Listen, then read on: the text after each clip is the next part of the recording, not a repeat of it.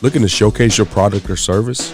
There's no better place than the AFCA Convention, which will take place January 8th through the 10th in 2023 in Charlotte, North Carolina. The AFCA Convention is an opportunity to exhibit in front of over 7,000 coaches and staff members. Head on over to convention.afca.com for more information. See you in Charlotte. Allstate is proud to recognize Mark Stoops, head coach of the University of Kentucky, as the honorary head coach of the 2022 Allstate AFCA Good Works team. Coach Stoops earned this recognition through continued leadership in his community and commitment to giving back. Coach Stoops embodies what it means to be an Allstate AFCA Good Works team member by going the extra mile to help those in need. This week on Inside the Headset, we are featuring Ohio State's head coach, Ryan Day. Coach Day discusses his experience at previous conventions, being successful at a historic university, and maintaining efficiency within his football program. We would also like to thank BSN Sports for their continued involvement and support of the AFCA and the convention. Now, let's get inside the headset with Coach Day.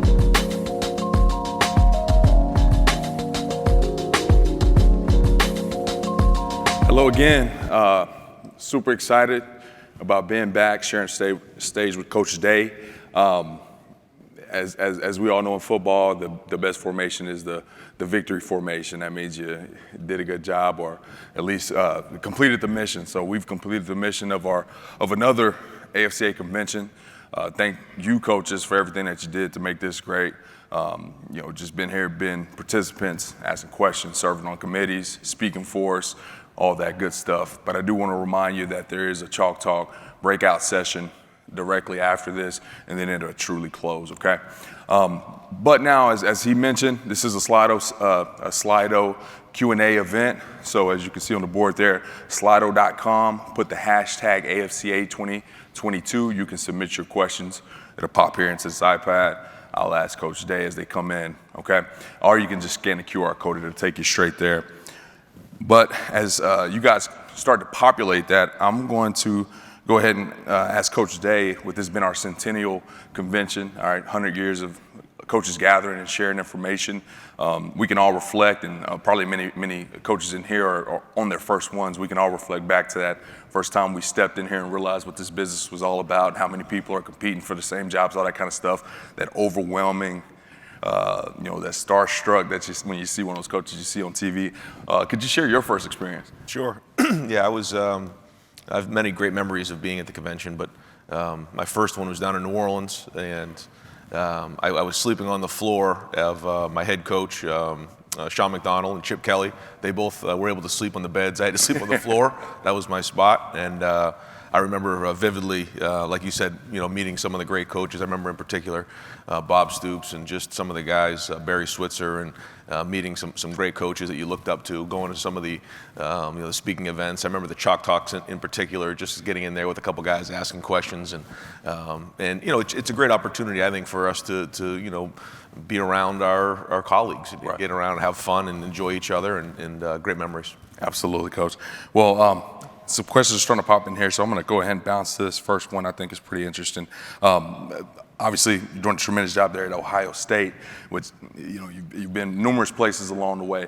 Which one of those stops has been really impactful in your career? Just one of those places that stand out in terms of your growth, and yep. One of your favorite places. Well, I kind of talk about everybody has their own journey, and you go to different places, and each time you're at a place, you have to pick something up new, and sometimes you pick things up good, sometimes you pick things up bad. You learn how to do certain things, you learn how to not do other things, and I think just my time at Boston College was probably was the longest. I was there for 9 years out of 12 years, and during that time, just learned so much. We're around great coaches.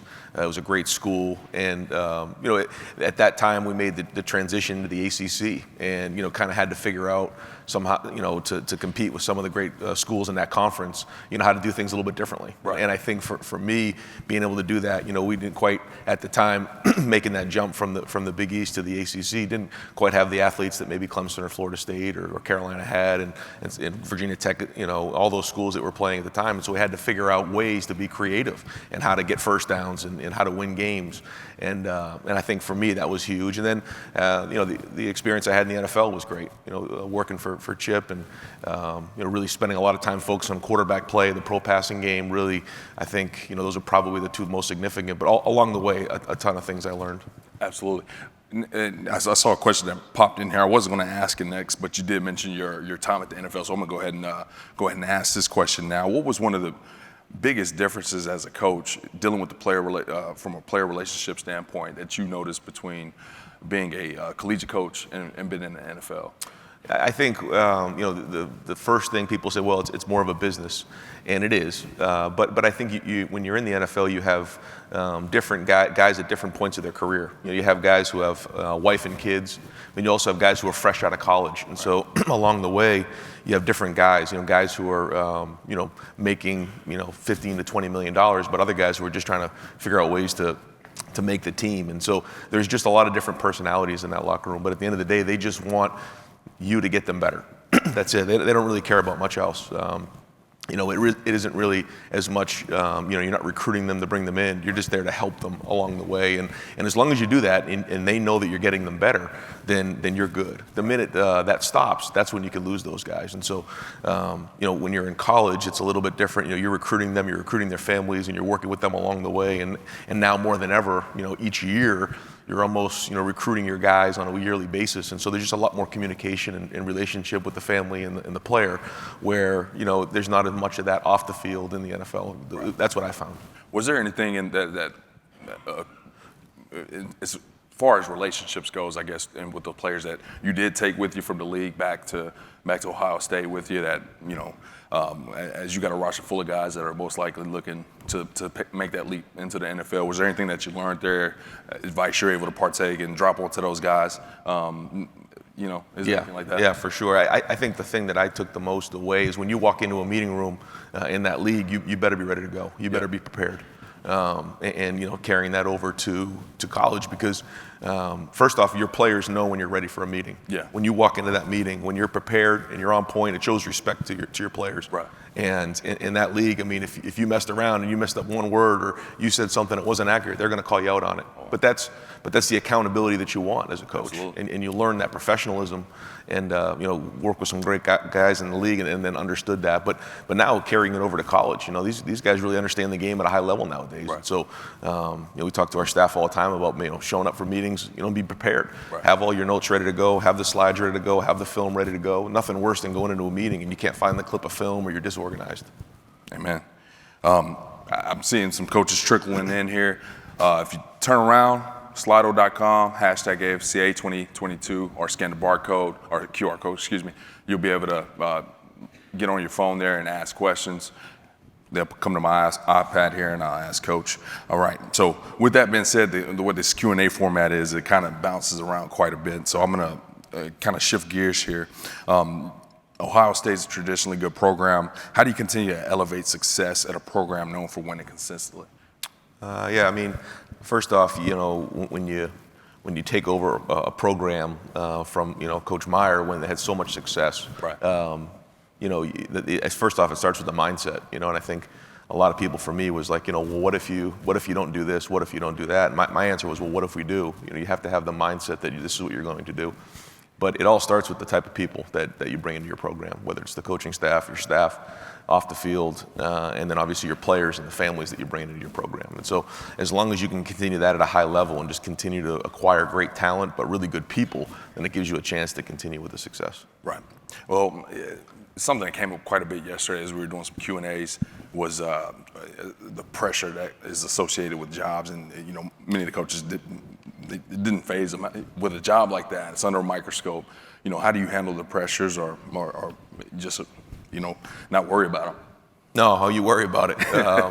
And we got off the field this year for one game. I think we had 650 yards offense and 55 points. And the first question was, asking me how come we couldn't get the run game going, And that's just part of the profession, part of the job is the expectations at Ohio State are so high. But that's the way you want it. You want it at a high level. But it doesn't make it easy. And that's why, for me, really focusing on family and being able to compartmentalize that the best you can, but understanding what every job has pluses and minuses, Right. And with this job, you have the opportunity to coach some of the best players in the country, recruit some of the best players in the country and staff, but with it comes great expectations. And, but that's that's part of the job, and it doesn't make it easy.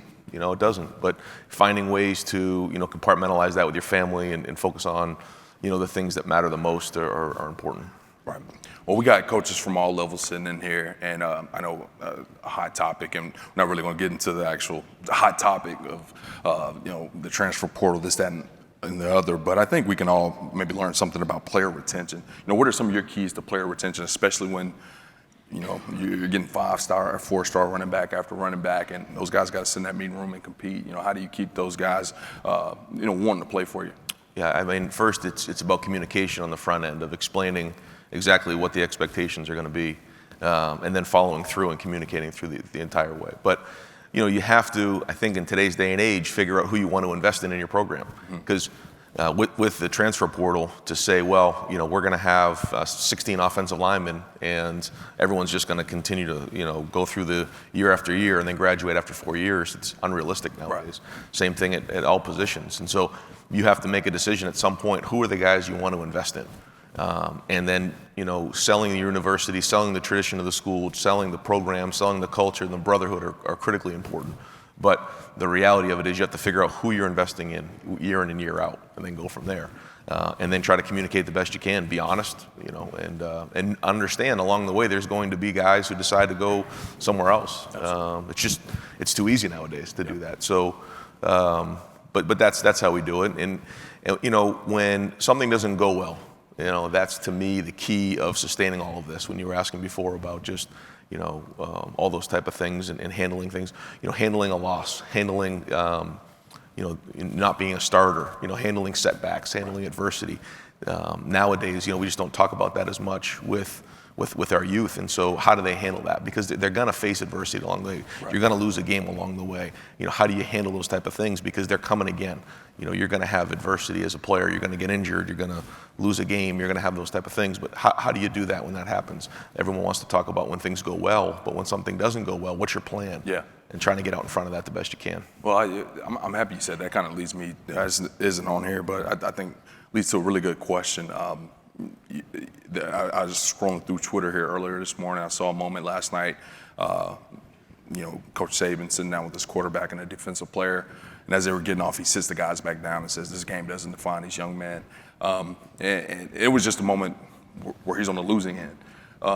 You won't have 4 losses in your 3 years at Ohio State. We always highlight the wins, but in those moments where you have those L's, what are you kind of doing to reassure those guys in the locker room, because they feel the same pressures, or they're a little different, but they feel some of the pressures that you feel as well? Yeah, I mean, in a strange way, when it happens, I like it, because you find out a lot about people. Going through all those type of things really reveals character, and you find out about the guy next to you.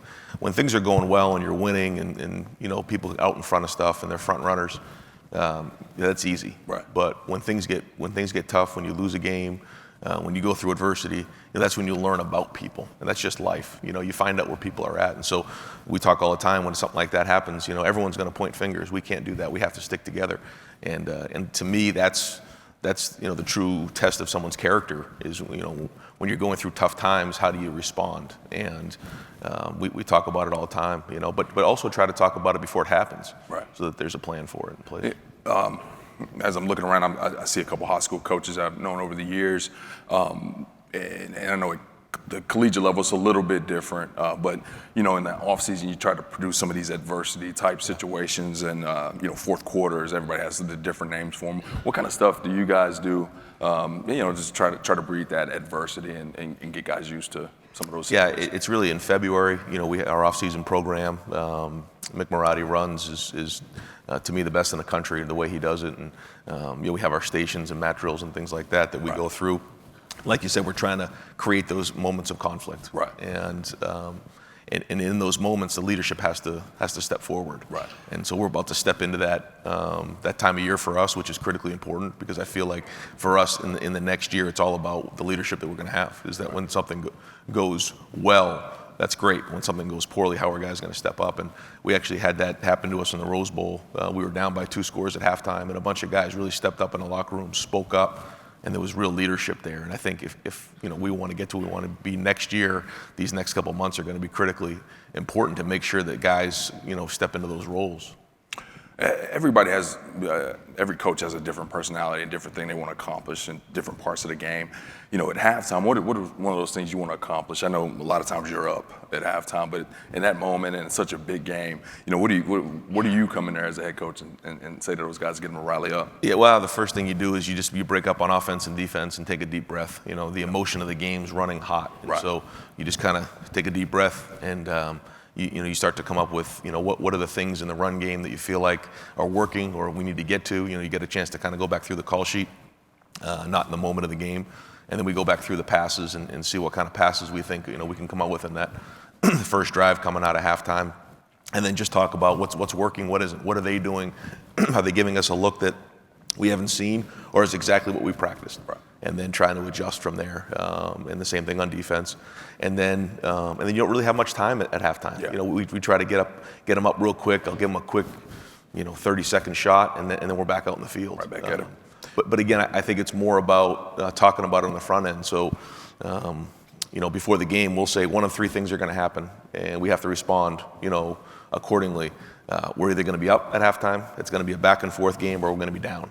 And so whatever that is, we know that's going to be the case. Right. So how do we respond coming out of halftime? And so we talk about that going into the game, as opposed to when you're in the moment at halftime. It's kind of too late. But to me, when those guys are in the locker room together and we're over there trying to figure out what plays are going to work, that's where the leadership has to step up. No question. Once again, seeing people trickle in, I want to keep reminding you, slido.com. You can put that on your smart device, #AFCA 2022. Scan the QR code. You can submit some questions in. We still got about 25 minutes here, so definitely got time for some questions. I'm seeing a few about leadership, so let's kind of switch gears to leadership and things along that topic. How do you develop leadership? I'm going to make it a two-part question. We'll talk about amongst your staff first. I'm sure it comes in a hiring process, but what does leadership mean to you on your staff? Well, first off, it's really three things when you're building trust. You have to have connection with the players, you have to have competency, and you have to have connection, or character, connection, and competency. Those three things really are what starts the whole thing, and that's been the program for a long time. And all three of those areas have to be hit if you want to build trust with your players. The connection part is the personal relationship that you have to have with each guy, and that's more important now than ever. Your character is who you are. Are you going to do what you say you were going to do on a daily basis? And the last one is the competency. Are you getting them better? Do you know what you're talking about in all these type of things? And if you can continually do those three things over time and build that trust, then it can lead to leadership. The leadership part, really for our team, something we're going to do here, even starting this week, is we're going to explain what a leader is. What are the roles of a leader? And then for the guys who want to be leaders or see themselves as leaders, they're going to step forward. And then from there, we're going to build our leadership committee. But I think in the past what we've done is we've promoted leaders who maybe didn't want to be leaders. And maybe we didn't do a good enough job of explaining what a leader's supposed to do. Right. So I think more than ever, our guys need to be explained things. I think they're exposed to so many things nowadays through social media, and they're growing up fast. Yeah. But we assume that they know more things than they actually do. Absolutely. And so we're going to really try to, spell out what the expectations of a leader are, how they act, how they go about their daily business, different ways to lead, and explain exactly what it is. Then those guys say, yeah, that's what I want to do.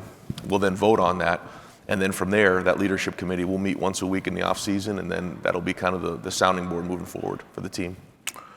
And along with that, I mean, you kind of alluded to that just a bit there. And everybody across the country does team captains different ways. Sometimes it's your best guys, it's coach votes on guys, players votes on guys. What's kind of your philosophy as far as getting guys that go and represent you every week on the field, and we get to be captains for your team that week? Yeah. So our leadership committee kind of sets the table for that, and then what we do is, I think it's 2 weeks out before the first game is when we vote on that.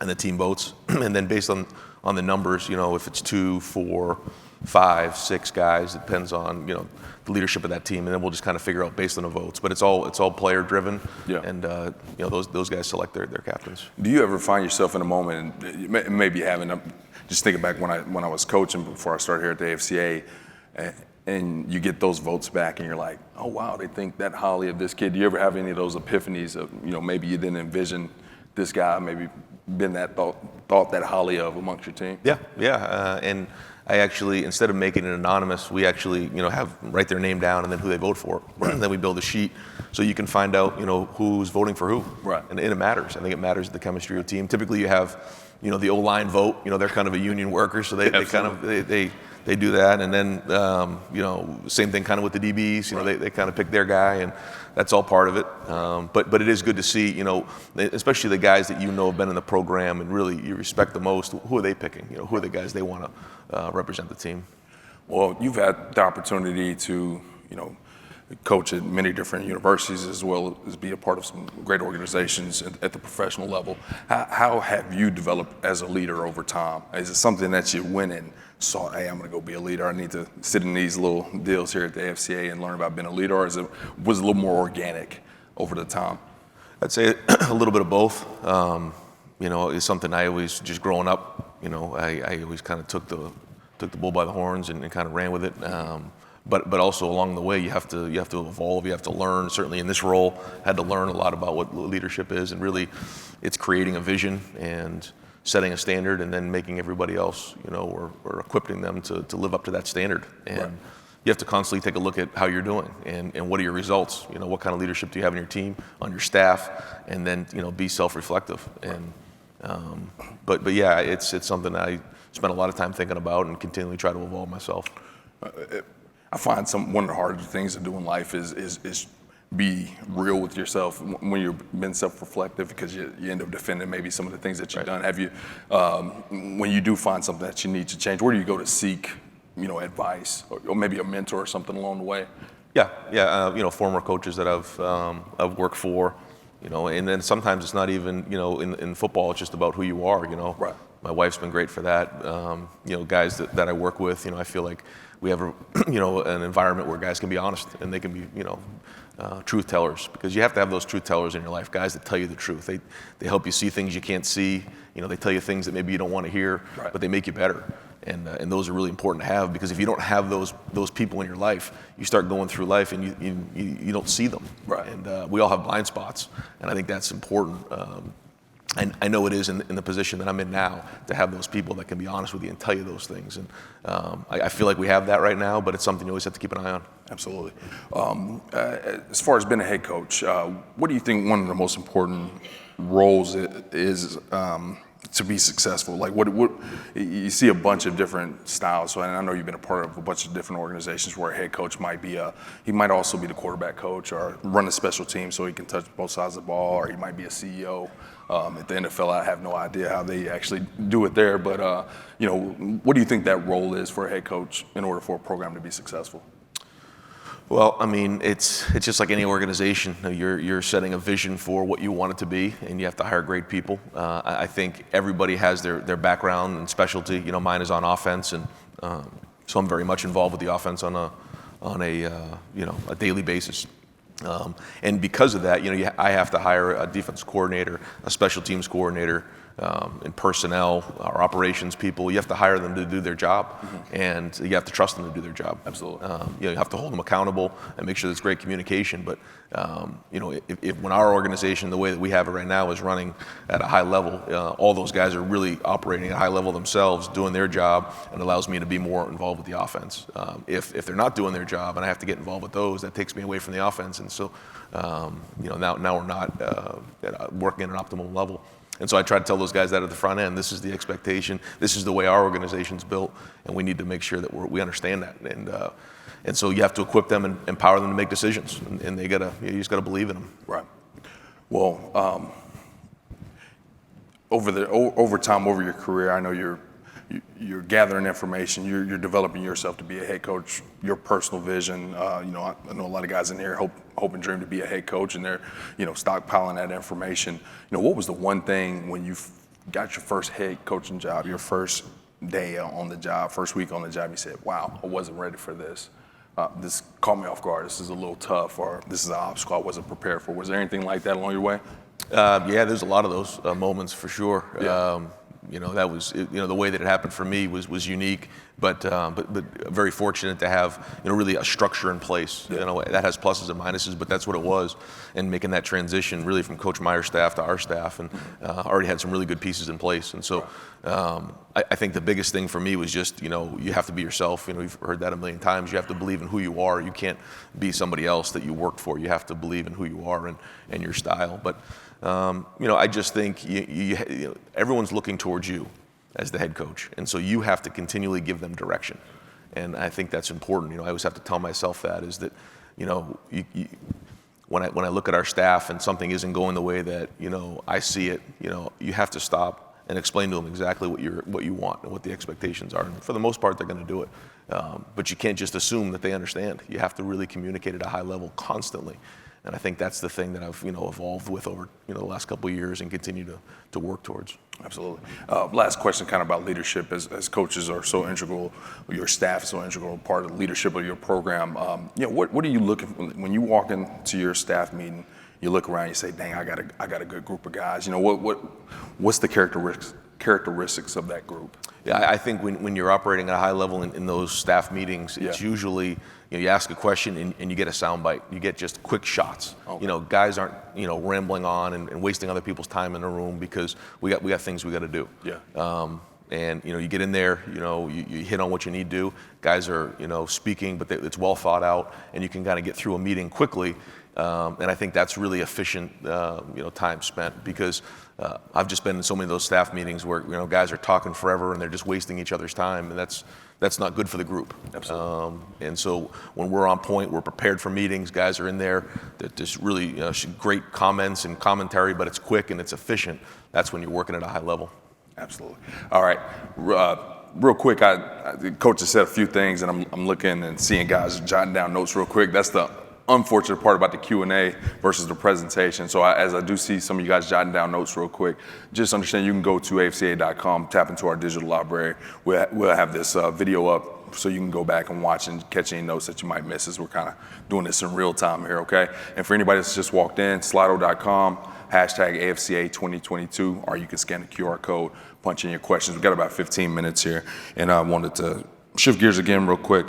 Just more talking about dealing with the administration side, which, as I talk to a lot of coaches now, sometimes that can be one of the biggest gripes is I don't have support, lack of communication between me and the athletic director or this, that, or the other. How important is it, especially at your organization, to align with the AD and the president and the university's vision and just make sure you're working in line with that party as well? Yeah, it's critically important. I'm very, very fortunate to have that alignment.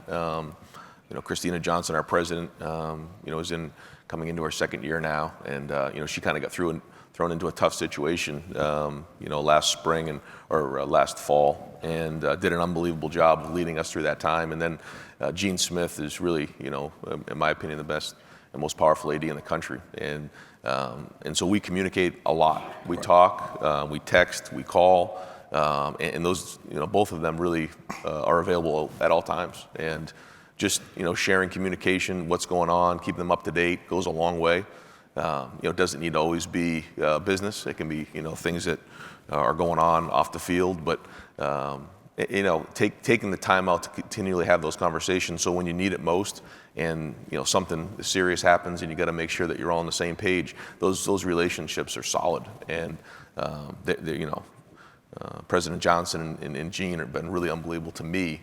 And just in their communication and their leadership, really through the last couple of years and continually moving forward. But it's something you have to do as a head coach. You have to engage in those conversations and make sure that, you guys are all on the same page and share visions. And sometimes there's hard conversations, you have to be honest. But if you take time to build those relationships, just like anything else, you can really give yourself a chance. I absolutely love that answer. Like I said, as I've had some of these conversations, it usually ends up being something along communications, and it sounds like communicating is huge from your point of view there. Now we're going to shift gears again here. Let's talk a little bit about your interview process. When you first got the head job, I know you had to make a few hires.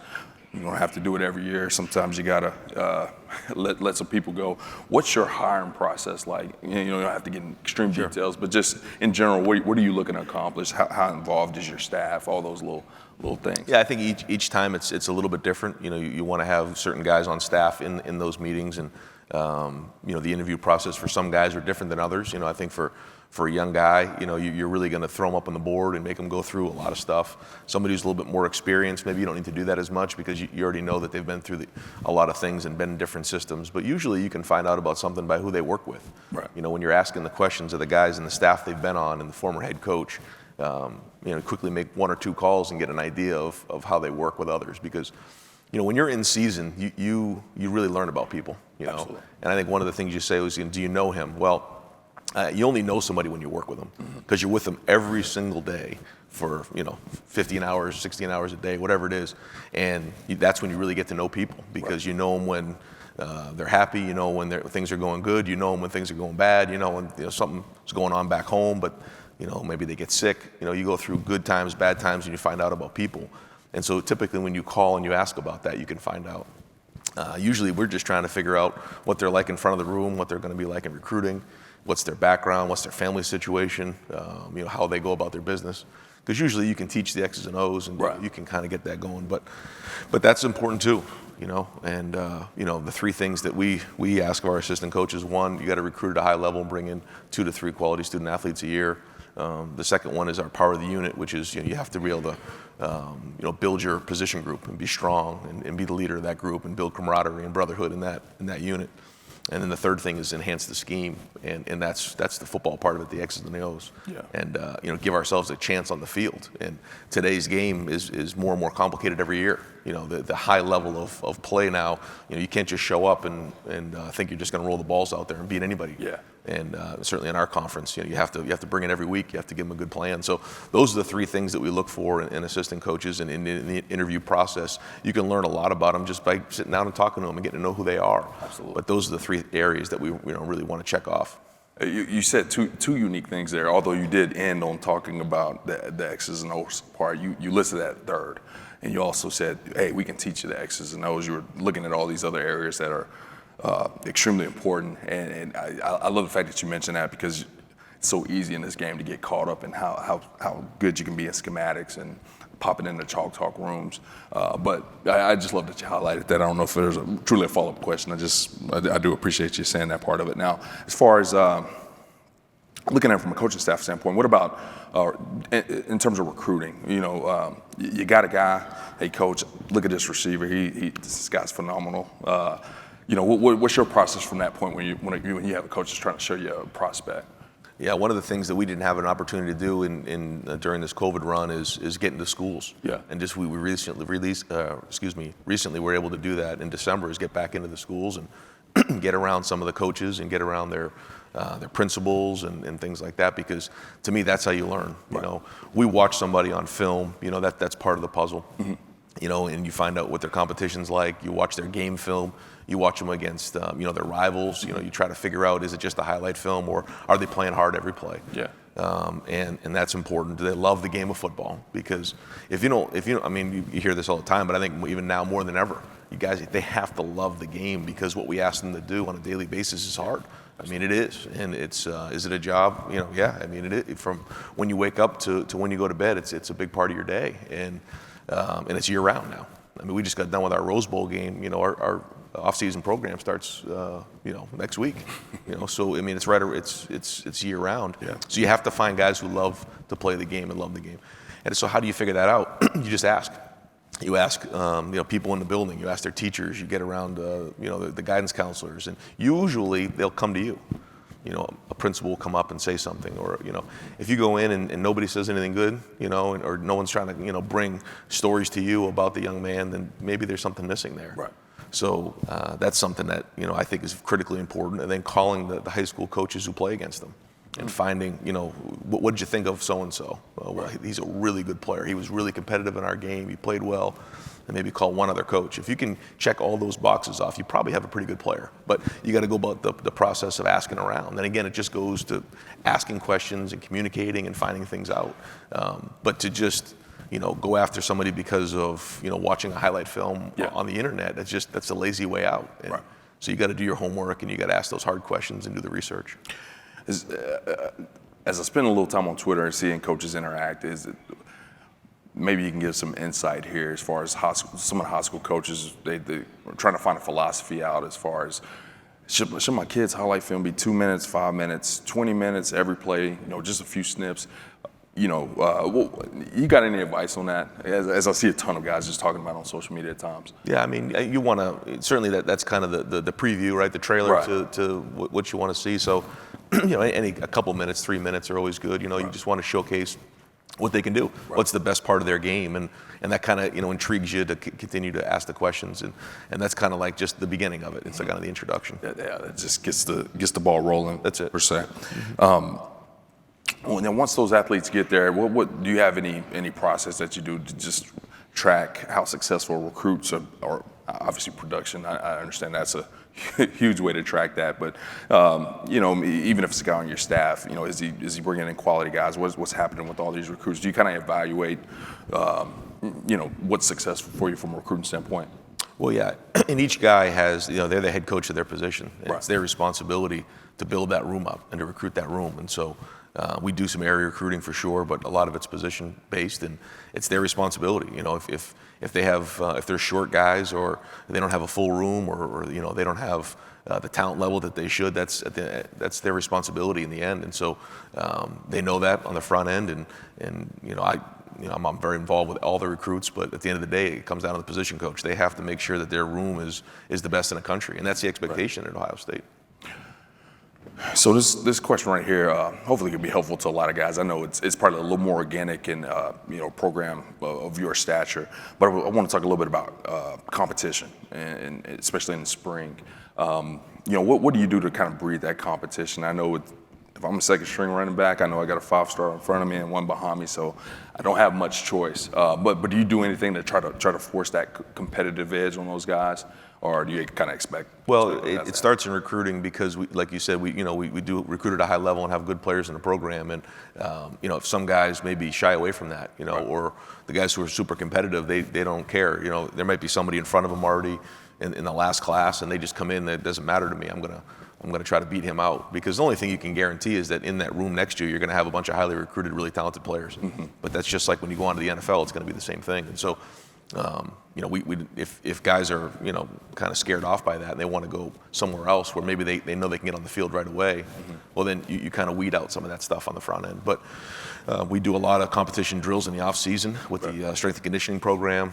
Different things like just tug of war, races, just try to find different ways, and we track all the winners and losers, because someone wins and someone loses. Right. And then obviously we have winner loser days in the spring, in the preseason, and try to do that as much as we can and breed the winner and the loser, because at the end of the day, someone wins, someone loses. And as far as actually, I'm going to shift gears here because I'm looking at the clock. We're running low on time here. On those teams that you've had a lot of success, not necessarily just Ohio State, but just any of those stops along the way, what was that one trait that you saw that was the common in all those different programs? Just the one trait that you say, you know what, this team's got it. And when do you tend to notice that? It's usually when it's all come from the players. If it's organically being built from the players and the accountability, then you have something. And when guys can bring energy on a daily basis, you got something. If you have those days where they're not bringing it, there's not a lot of energy, or when something doesn't go well, that the leaders aren't stepping up, and it really is coach driven. Right. Those teams don't typically win championships. Right. So I think you know when you have something good when there's a consistent level, the energy's high every day at practice, and there's an accountability when something doesn't go well. Right. And I'm going to close up here. What point in time did you know that this is the profession that you wanted to be in? Where were you at in life? Well, to be honest, there was a lot of times where I wasn't sure. I jumped right in right after college, and I remember meeting with Chip Kelly and him saying, him telling me, well, you're not going to have an opportunity to, go to, bowling night or dart night or whatever. You're not going to go to the movies. You're not going to have a normal life if this is what you want to do. And I remember that to this day. And then along the journey, this profession could take you to your knees, and there was, a dozen times where my wife and I were looking at each other going, what are we doing? But you just keep putting one foot in front of the other, because this profession also can bring some of the greatest highlights and expose you to some of the most amazing opportunities and bring you to all parts of the country and introduce you to so many great people, and you get to have an impact on others' lives, and so it's the highest of highs and the lowest of lows, and that's what this profession is. And finding a wife and a family that can embrace that is so important in this profession. But we all share that in common, that it can take you to your knees. And Absolutely. There were many times in my life where I wasn't sure. I wasn't sure if I was going to continue with this profession, but you just keep putting one foot in front of the other, and good things happen to good people who work hard. Well, we sure are appreciative that you keep putting one foot in front of the other. Thanks for what you do for the game. You got it. Continued success. Thank you so much, Coach. All right, you got it, man. Thanks. All right. Thanks for listening to this week's episode of Inside the Headset. If you heard anything on this episode that you would like to learn more information about, head over to afcapodcast.com, where you can find every episode and all of the corresponding show notes. While you're there, take a second to rate, review, and subscribe to the podcast. If you have any questions, comments, or suggestions for the show, please let us know by sending an email to podcast@afca.com. Make sure to follow the podcast on Twitter @InsideTheHeadset and tag it when you share each episode. You can stay up to date with all things AFCA by following the @WeAreAFCA Twitter account. Every episode of Inside the Headset can also be found on your favorite audio streaming platforms such as Spotify, Apple Podcasts, and YouTube. If you are not currently a member of the AFCA, be sure to find us online at afca.com and apply to join over 10,000 NFL, college, and high school coaches from around the country who are striving to be the best they can be. With an AFCA membership, you gain invaluable access to the annual AFCA convention, the bi-monthly magazine, and the new and improved digital library, which contains thousands of videos and articles contributed by hundreds of current and former football coaches. You can also visit afcainsider.com to sign up for our free weekly email newsletter on the right-hand side of the screen. It comes out every Tuesday at lunch and is filled with great articles and stories written by many of the same coaches you hear on the podcast. It's geared to help you become a better coach tomorrow than you are today. Be sure to connect with me on Twitter @CoachMarioPrice, and remember, the AFCA is not just an annual convention. It is an association that continually promotes education, guidance, and networking. But it is also so much more than that. The AFCA is about celebrating the past and educating the future. It is about developing great coaches who will produce great teams and even better people. So invest in your skill set and impact today by engaging with the AFCA.